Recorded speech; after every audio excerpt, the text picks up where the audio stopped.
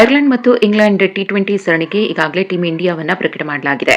Captain ಆಗಿ ಶ್ರೇಯಸ್ ಅಯ್ಯರ್ ಮತ್ತು vice captain ಆಗಿ ತಿಲಕ್ ವರ್ಮಾ ಅವರನ್ನ ಆಯ್ಕೆ ಮಾಡಲಾಗಿದೆ. ಸೂರ್ಯಕುಮಾರ್ ಯಾದವ್ ಅವರನ್ನ ತಂಡದಿಂದಲೇ ಕೈಬಿಡಲಾಗಿದ್ದು, ಇದು ಸೂರ್ಯಕುಮಾರ್ ಯಾದವ್ ಸೇರಿದಂತೆ ಭಾರತ ಕ್ರಿಕೆಟ್ ತಂಡದ ಅಭಿಮಾನಿಗಳಿಗೆ ಬಿಗ್ ಶಾಕ್. ಏಕೆಂದರೆ ಸೂರ್ಯಕುಮಾರ್ ಯಾದವ್ ಅವರು ಯಶಸ್ವಿ ಕ್ಯಾಪ್ಟನ್ ಆಗಿ ಭಾರತ ತಂಡಕ್ಕೆ ಐಸಿಸಿ ಟಿ20 ವಿಶ್ವಕಪ್ ಅನ್ನ ಗೆಲ್ಲಿಸಿ ಕೊಟ್ಟಿದ್ರು. ಆದರೆ ಇತ್ತೀಚಿನ ದಿನಗಳಲ್ಲಿ ಅವರ ಫಾರ್ಮ್ ಉತ್ತಮವಾಗಿರಲಿಲ್ಲ ಅನ್ನೋದನ್ನ ಒಪ್ಕೊಳ್ಳೇಬೇಕು.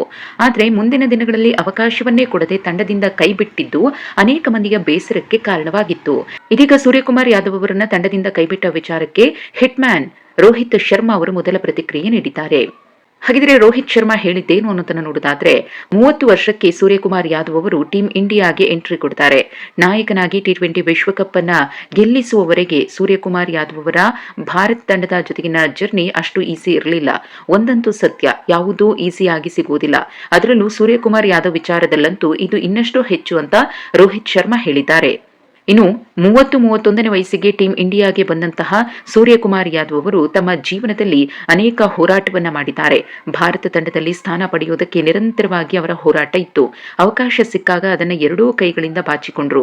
ಸಾಧನೆಯನ್ನ ಮಾಡಿ ತೋರಿಸಿದ್ದಾರೆ ಅಂತ ಸೂರ್ಯಕುಮಾರ್ ಯಾದವ್ ಅವರ ಕ್ರಿಕೆಟ್ ಜರ್ನಿಯ ಬಗ್ಗೆ, ಅವರ ಸಾಧನೆಯ ಬಗ್ಗೆ ಮೆಚ್ಚುಗೆ ವ್ಯಕ್ತಪಡಿಸಿದ್ದಾರೆ. ಭಾರತದ ಟಿ20 ತಂಡದ ನೂತನ ನಾಯಕನಾಗಿ ಆಯ್ಕೆಯಾಗಿರುವ ಶ್ರೇಯಸ್ ಅಯ್ಯರ್ ಅವರಿಗೆ ರೋಹಿತ್ ಶರ್ಮಾ ಶುಭ ಕೋರಿದ್ದಾರೆ.